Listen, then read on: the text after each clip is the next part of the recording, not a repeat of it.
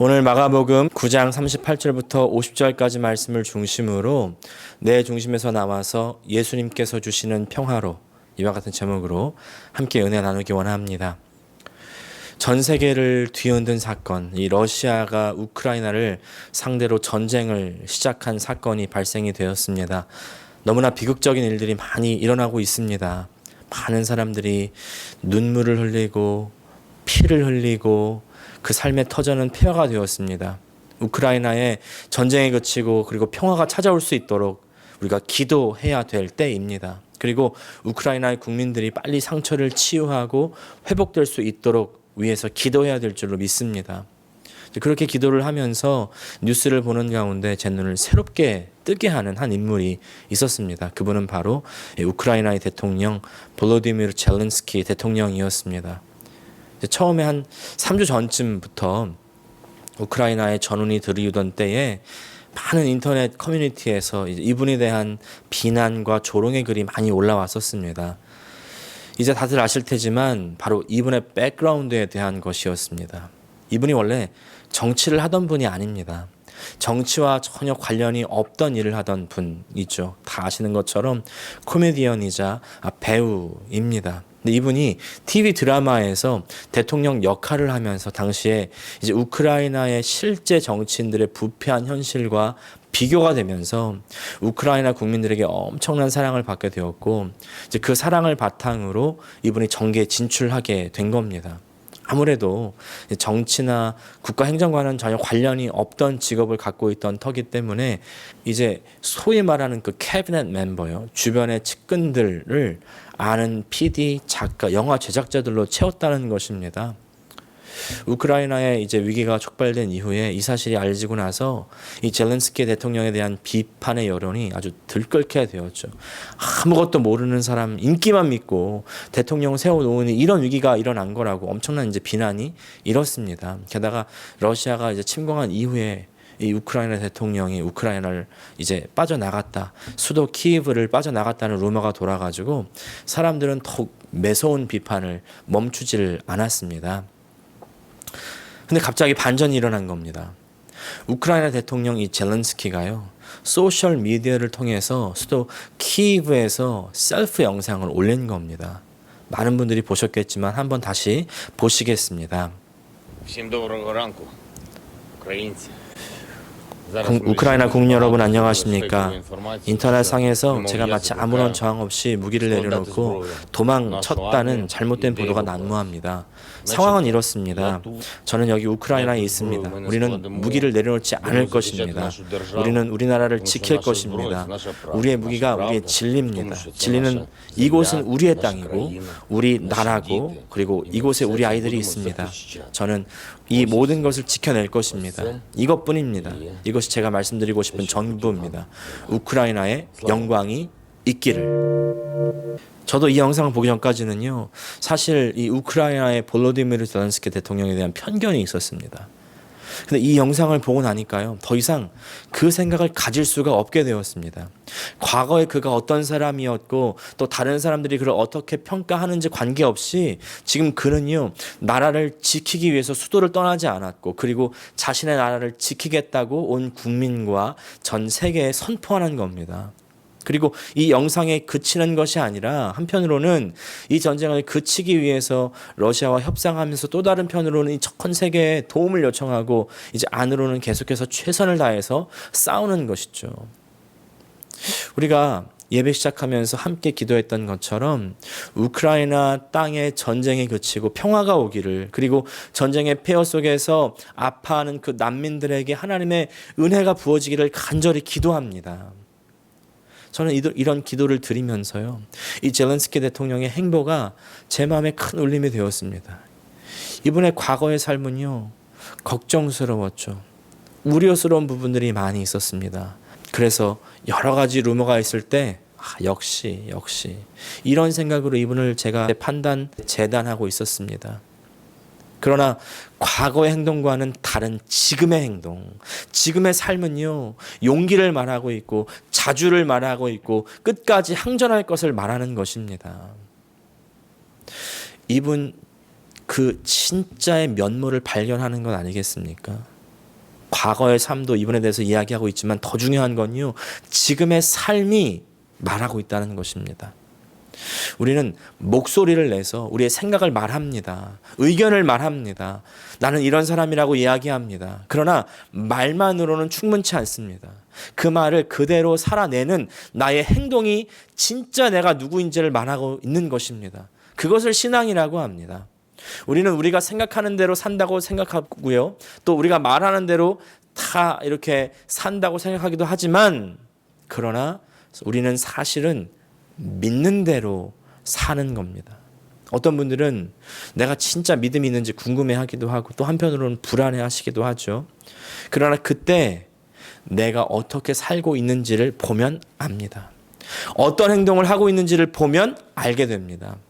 여기서 행동이라고 하니까 할 마음이 전혀 없는데 겉으로만 믿는 사람들은 이렇게 하는 것이지 하면서 억지로 연기하듯이 하는 그런 행동을 말하는 것이 아니죠. 그냥 나의 삶입니다. 자연스러운 삶이에요. 자연스럽다고 하니까 또 아이고 난 전혀 자연스럽게 되지 않는데 나의 믿음은 잘못된 건가? 한다면 또 그건 아닙니다. 예전에는 전혀 그럴 생각도 없었는데 이제는요, 하나님의 뜻대로 살려는 생각이 났다는 것, 그 자체만으로도 이미 변화가 시작된 것이죠. 그렇게 생각해서 내가 한 번 살아내고 또 두 번 살다 보면 그렇게 살고 있는 내가 되는 것이죠. 항상 하나님과 함께하는 삶. 예전에 90년대에 WWJD라는 운동이 있었습니다. 기억하십니까? WWJD 무슨 말이냐면 What would Jesus do? 예수님이라면 어떻게 하실까? 항상 이런 생각을 떠올리시면서 사실 수 있기를 축복합니다. 예수님이라면 어떻게 하셨을지, 어떻게 행동하시고 어떻게 사셨을지를 지금 우리는요, 성경을 통해서 배우고 있는 것입니다. 예수님은 하나님 말씀대로 사셨고 하나님께서 주신 그 사명을 따라서 사람들을 사랑하시고 그 사람을 위해서 십자가를 지러 가시는 거죠. 십자가를 진다는 것은 낮아지고 작아지고 죽는 것. 지난주 말씀으로 말하면 크게 되는 그런 세상 가치를 버리고 꼴찌가 되어서 섬기는 것입니다. 예수님께서는 자신의 삶을 통해서 그 십자가를 증명하시죠. 직접 말씀하시기도 하셨지만 삶으로 더 큰 메시지를 우리에게 주시는 것입니다. 그리고 오늘 말씀을 통해서 우리는 어떻게 우리의 실제적인 삶에서 그 십자가를 지고 갈 수 있는지를 지난주에 이어서 계속해서 말씀하십니다. 먼저 십자가라는 것은요, 나 중심에서 벗어나는 것을 말하는 것입니다. 오늘 본문에서 예수님께서는 막지 말라, 개역개정판으로는 금하지 말라 말씀하시죠. 이 말을 잘 이해하기 위해서는요, 이 배경을 잘 알아야 됩니다. 이 모든 말의 배경은 우리가 지난 2주간 다루었던 제자들입니다. 2주 전의 제자들 기억나십니까?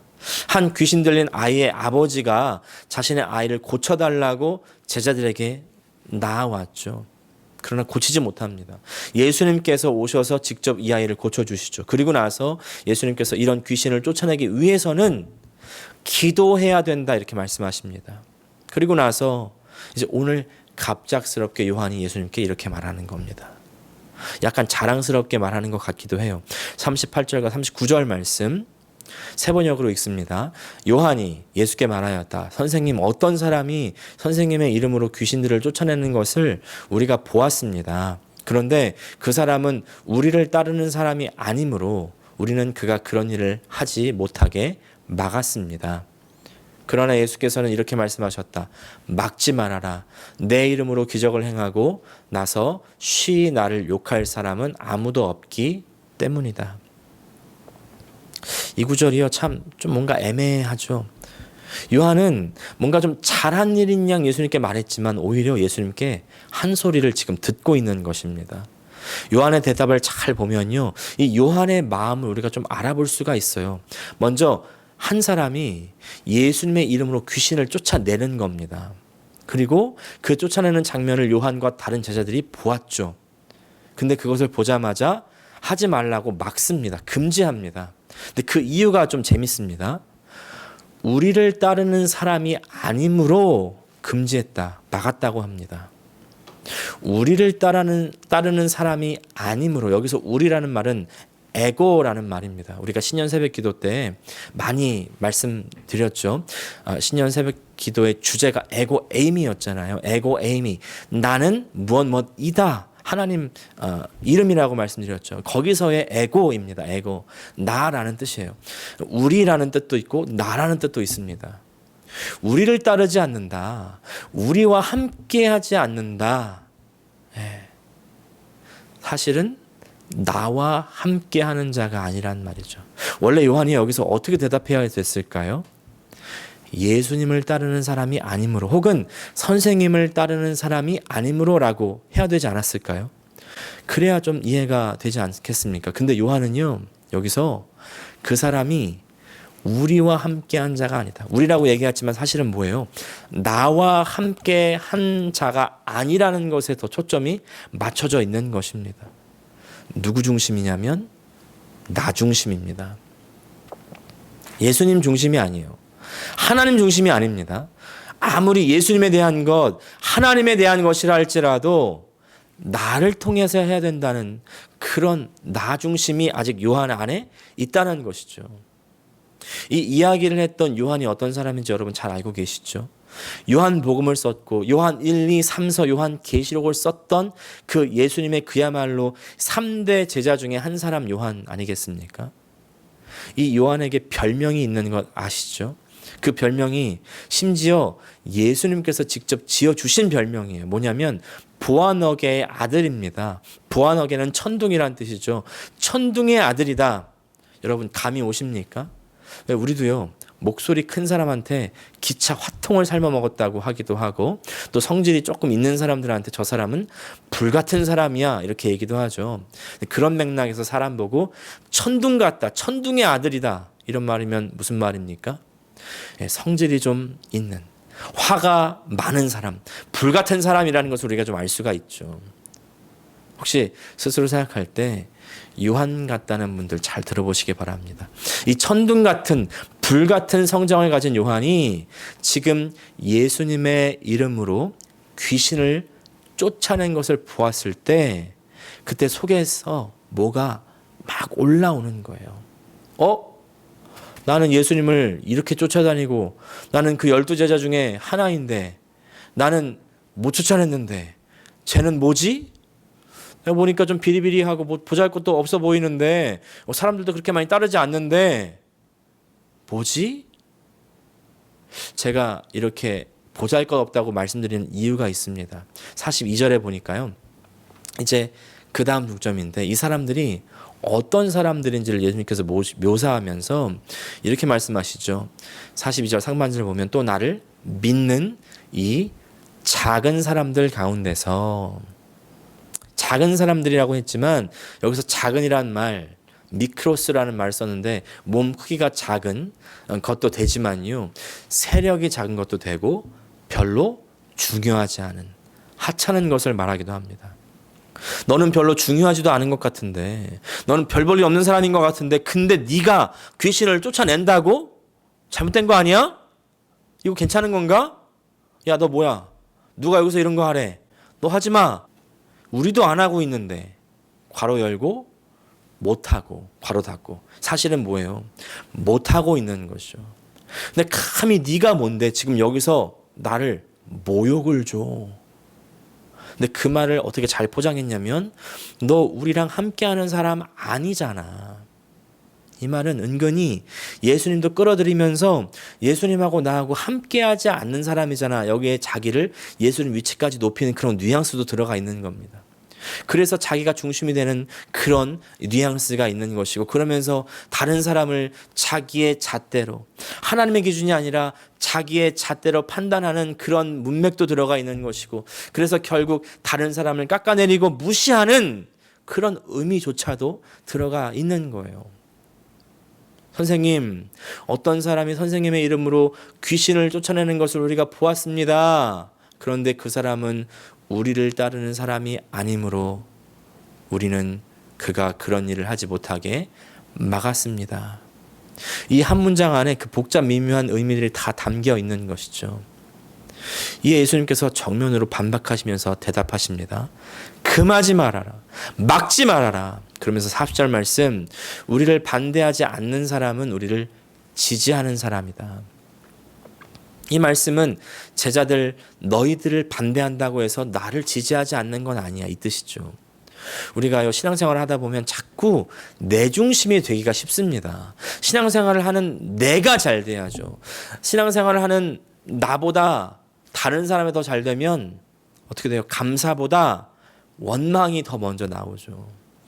내가 이겨야 되고, 내가 돈 잘 벌어야 되고, 내가 내 아들이 잘 돼야 되는데, 내 교회가 성장해야 되는데, 나쁜 것만은 아닐 수 있습니다. 근데 여기서 더 나가요. 내가에서 나만이 됩니다. 나만.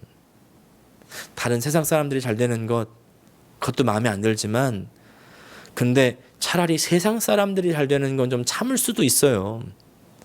근데 하나님, 그렇지만요, 교회 지금 같이 다니는 쟤보다는 내가 나아야죠.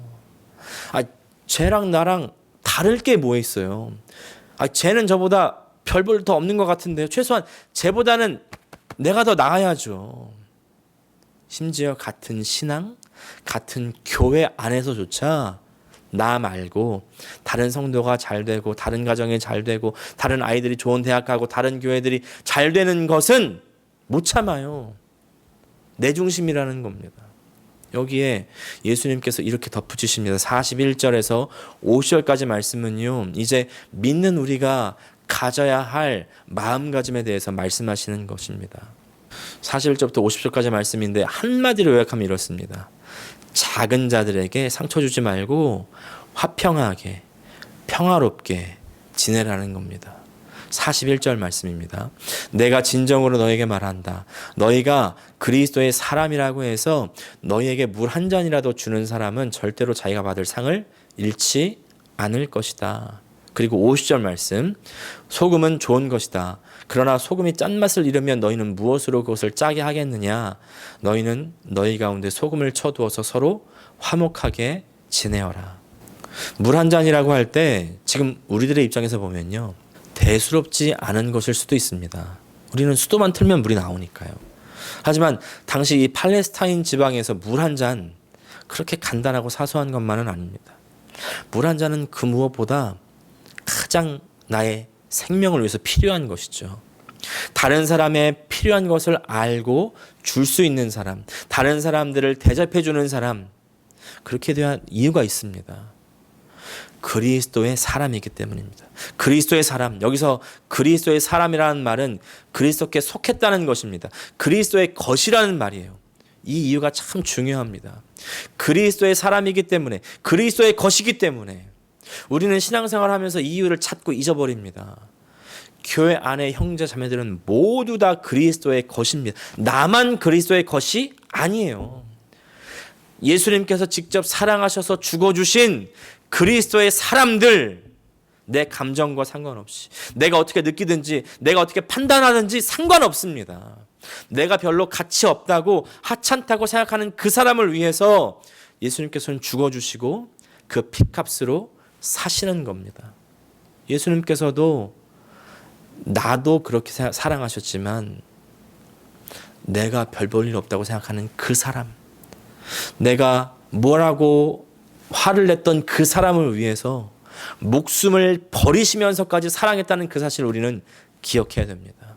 그래서 42절부터 이제 50절까지 예수님께서 사랑했던 이 사람을 어떻게 대접해야 될 것인지를 말씀하죠. 42절 말씀, 또 나를 믿는 이 작은 사람들 가운데서 하나라도 죄짓게 하는 사람은 차라리 그 목에 큰 맷돌을 달고 바다에 빠지는 편이 낫다.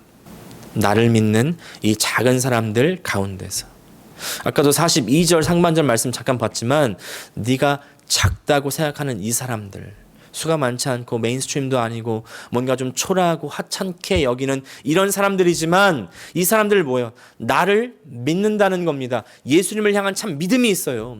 예수님을 정말 믿으니까 그 이름으로 귀신을 쫓아내는 그 능력, 세상을 이기고 악한 역사를 극복하고 하나님 말씀이 이루어질 수 있게 사는 삶을 살아낼 수가 있는 것이죠. 이 얘기는 지금 반대로 말하면 뭐예요? 다른 사람을 무시하는 너는 그만한 믿음이 있냐는 것입니다. 지금 이 작은 사람들을 향해서 죄 짓게 하지 말아라. 다시 말하면 그 사람들을 걸려 넘어지게 하지 말아라. 시험 들게 하지 말아라. 힘들게 하지 말아라. 상처받게 하지 말아라. 이 사람들의 말로는 뭐예요? 지금 지옥이라는 겁니다. 지옥. 43절, 45절, 47절 말씀. 내 손이 너를 죄짓게 하거든 그것을 찍어버려라. 내가 두 손을 가지고 지옥에 곧 그 꺼지지 않는 불 속에 들어가는 것보다 차라리 한 손을 잃은 채로 생명에 들어가는 것이 낫다. 내 발이 너를 죄짓게 하거든 그것을 찍어버려라. 내가 두 발을 가지고 지옥에 들어가는 것보다 차라리 한 발을 잃었으나 생명에 들어가는 것이 낫다. 또 내 눈이 죄를 짓게 하거든 그것을 빼어버려라. 내가 두 눈을 가지고 지옥에 들어가는 것보다 차라리 한 눈으로 하나님의 나라에 들어가는 것이 낫다. 다 똑같은 구절들입니다. 내 손이, 내 발이, 그리고 내 눈이 죄를 짓게 한다면, 시험 들게 만든다면 그것 때문에 지옥 간다는 거예요. 근데 이 구절 읽다 보면 좀 이상한 부분이 있죠. 네, 44절과 46절입니다. 성경을 보면 없음이라고 되어 있어요. 아니, 성경 하나님 말씀인데 왜 없는 구절이 있어요? 이거 잘못된 거 아닙니까? 예, 이제 이런 부분들을 공격해서 들어오는 불순 단체들도 있죠. 그래서 일반 성경이 잘못되었다. 특정 성경만이 참 진리다. 이런 분들이 있는데 그건 성경과 성경의 역사를 잘 몰라서 하시는 말씀이에요. 지금 우리가 가지고 있는 이 성경이요. 정경화 작업이라는 작업을 통해서 397년에 어떤 것들을 하나님 말씀으로 할 것인지를 결정을 합니다. 하나님께서 사람들의 마음을 움직이셔서 우리가 읽는 성경을 딱 정해주세요. 이런 성경에 사실 원본이 없는 것 아시죠? 다 사본만 있는데요.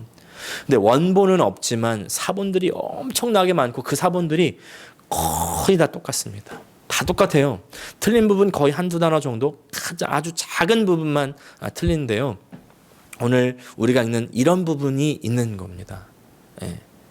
어떤 분들은 에이 뭐야 성경도 틀리네 이런 분들 있을지 모르겠는데 몇 천 년을 내려오면서 이렇게 변하지 않고 지켜져 내려온다는 사실 굉장한 겁니다. 이건 사실 성경이 엄청나게 정확하다는 증거예요. 오늘 우리가 읽는 부분, 읽지 못한 부분 44절과 46절은요. 전에는 어떤 사본들에는 이제 있었던 부분입니다. 어떤 부분이 있었냐면 48절의 말씀이 그 안에 있었어요. 48절 읽겠습니다. 지옥에서는 그들을 파먹는 구더기들도 죽지 않고 불도 꺼지지 않는다. 이 말씀이 44절과 46절에 동일하게 있습니다.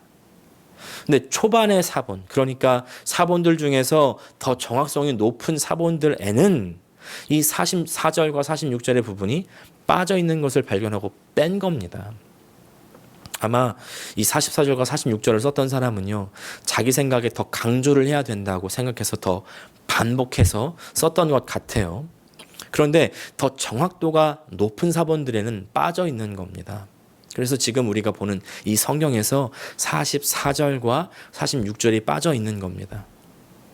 지금 우리가 보는 장과 절도 사실은 없습니다. 그냥 하나의 쭉 편지로 되어 있고 이것이 편지로 쓰여져서 모든 교회들에 돌려서 봤기 때문에 그것을 지금 현대에 우리가 읽기 쉽게 장과 절을 붙인 것에 불과한 거예요. 숫자에 너무 개념치 마시기를 바랍니다. 그래서 이제 가끔 우리가 성경 읽다 보면 없는 구절들이 있는데 보통은 이렇게 반복돼서 빠져 있는 경우가 대부분입니다. 지금 이 성경을 기록하는 사람이 그렇게나마 중요하다고 생각해서 두 번이나 더 반복한 이 구절, 무슨 구절이에요? 지옥에 대한 말씀입니다. 지옥에 대한 말씀. 지옥이 있다는 거예요. 그리고 지옥에 간다는 것입니다. 어떤 사람이요? 어떤 사람? 지금 이 말씀을 누구한테 하는지를 잘 보십시오. 요한한테 하는 겁니다. 요한한테. 그 예수님의 제자들 중에 탑3 안에 든다고 자부했던 그 요한한테. 예수님 말씀 뭐예요? 이런 요한 같은 사람들, 믿음 있는 체 하면서 작은 자들, 초라하지만 열심히 주를 따라 살려는 이 사람들에게 목소리 높이면서 호통치고 시험 들게 하는 사람들, 지옥 간다는 거예요. 제 말이 아닙니다. 예수님 말씀이에요. 왜 그렇습니까? 요한 예수님 제자잖아요. 그런데 아무리 제자고 예수님과 함께 다녔어도 이런 사람들 믿음 없다는 거예요. 믿음 없는 겁니다. 교회에서 보면요, 믿음이 있다고 하는 믿음이 없는 사람들이요, 자기의 잣대로 그 사람을 멋대로 판단하고, 믿음이 진짜 있는 사람들, 특별히 믿음이 생기려고 하는 사람들, 상처 주고 시험 들게 하고 걸고 넘어지는 거 우리가 볼 수가 있습니다. 이때 아이러니한 건요, 상처 주고 시험 들게 한 사람은 자기가 무슨 일을 했는지를 전혀 몰라요. 감을 못 잡습니다. 이 사람들은 자기가 남한테 한 것은 보이지가 않고요, 다른 사람이 내 눈에 들지 않는 거, 마음에 들지 않는 그런 부분들은 너무나 크게 보여요. 그래서 궁시렁거리고 불만불평이 가득합니다. 왜 그렇습니까? 앞서 말씀드렸던 첫 번째 포인트, 내 중심이기 때문이에요. 내 중심이기 때문에. 여러분, 진짜 믿음 있는 사람들 이 사실을 분명히 아시고요, 걸어도 걸려 넘어지지 않고 시험을 줘도 시험 들지 않으시기를 간절히 축복합니다. 근데 이렇게 말씀드리면, 아니 저한테 대놓고 시험 들게 하는데 그럼 저는 어쩌란 말입니까? 사랑하는 여러분, 시각 조금만 바꿔서 보세요. 나를 시험 들게 하는 저 사람들은요, 지옥에 갈지도 모르는 불쌍한 사람들이에요. 그렇게 생각하면 좀 마음이 나아지지 않으십니까? 여기에 예수님께서 처방을 알려주세요. 이 처방은 시험을 주는 자, 그리고 시험을 받는 모든 사람들에게 말씀하시는 겁니다. 50절 말씀 다시 읽습니다. 소금은 좋은 것이다. 그러나 소금이 짠맛을 잃으면 너희는 무엇으로 그것을 짜게 하겠느냐? 너희는 너희 가운데 소금을 쳐두어서 서로 화목하게 지내어라. 소금이 뭐예요? 지난 수요일 날 말씀드린 것처럼 변질되지 않게, 부패되지 않게 보존해 주는 것이죠. 신앙을 가지고 있다면서도 자기 중심으로 변질된 사람, 그리고 이런 사람들에게 시험을 받아 넘어지는 사람들까지도 사실은 시험 받아서 넘어졌다는 건 뭐예요? 변했다는 겁니다. 그런 사람들까지도 부패되지 않게 소금을 칠하는 거예요. 소금은 뭐예요? 우리 신앙에서 변질되지 않는 단 하나가 있다면 그것은 바로 하나님 말씀입니다. 모든 사람들 다 변해요. 나의 다짐도 다 변합니다. 나의 생각 다 변합니다. 여러분, 사람 믿지 마세요. 저 믿지 마세요. 내가 지금 은혜 받는 그 이름 날리는 저 목사님들 믿지 마세요. 언제 변할지 모릅니다. 하나님만, 그리고 하나님 말씀만 변하지 않는 것이에요. 우리는 하나님 말씀을 꼭 붙들어야 변하지 않을 수가 있습니다. 하나님 말씀이 우리를 보존해 주시는 것이죠. 그리고 또 소금의 또 다른 역할이 뭡니까?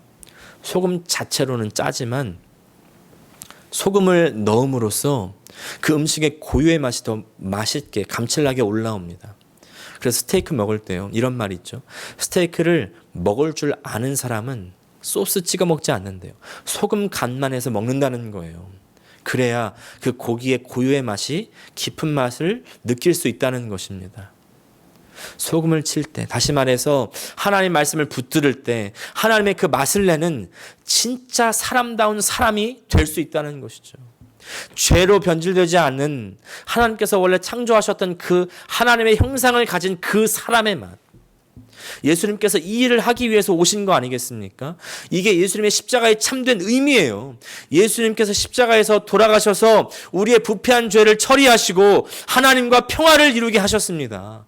그래서 진짜 참 사람답게 살 수 있게 하시는 것이죠. 화목하게 지내라. 화목이라는 건 그냥 하하호호 잘 지내는 것만 말하는 것이 아니에요. 에이레네, 하나님과의 평화, 하나님과의 화평, 화목을 이루는 것이고, 그래야, 그렇게 화목해야 서로 화목할 수가 있습니다. 내 기준의 신앙생활, 내 착각의 신앙생활에서 나와서 하나님과 평화하고 하나님의 평안으로 우리 가운데 가득하실 수 있기를 간절히 축복합니다. 평안을 너희에게 끼치노니 곧 나의 평안을 너희에게 주노라. 기도하겠습니다. 하나님 우리 아버지, 내가 믿음이 있다 하면서 정말 믿음이 있는 나와 다른 저 사람 내가 무시하며 멸시하진 않았습니까? 시험 들게 하지 않았습니까? 주님, 그런 사람들 믿음이 없다고, 지옥 간다고 예수님 우리에게 말씀해 주실 때 우리가 다시 정신을 바짝 차리게 하여 주시고 참 믿음 가지게 하여 주시옵소서. 어디에 참 믿음이 있습니까? 오직 하나님 말씀에만 있는 줄을 믿습니다. 그 말씀으로 계속 우리의 심령의 뿌림으로 말미암아 우리가 끝까지 변치 않고 보존되게 하여 주시고 하나님과 화평을 누리고 또 우리 모든 주의 믿는 사람들과 화평을 이루는 우리 온 성도들 다 되게 하여 주시옵소서. 예수님의 이름으로 기도합니다. 아멘.